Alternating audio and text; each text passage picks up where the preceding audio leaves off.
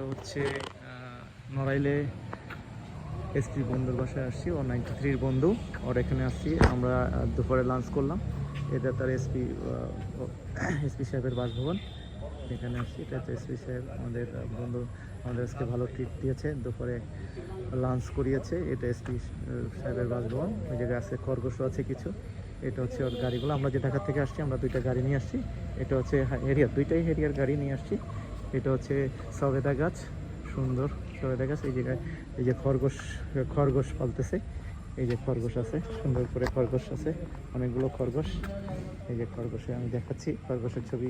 এই যে খরগোশগুলো খাচ্ছে। এই যে খরগোশ পালে এসপি সাহেব। এটা হচ্ছে এসপি সাহেবের বাংলো, এখান থেকে দেখা যাচ্ছে। এটা একটু হচ্ছে অনেকে যদি আসে তখন এনভায়রনমেন্টের জন্য এখানে একটু বসে। এটা এসপি সাহেবের ভবনে আসে। এই যে এটা হচ্ছে যে আমগাছ আছে এখানে। ঠিক আছে, তাহলে এটা এই যে এসপি সাহেবের বাসভবন দেখাচ্ছি। এদিকে কিছু ফল গাছ আছে। তো সবাইকে ধন্যবাদ জানিয়ে শেষ করছি। আল্লাহ হাফেজ, আবার দেখা যাবে কোনো সুযোগ।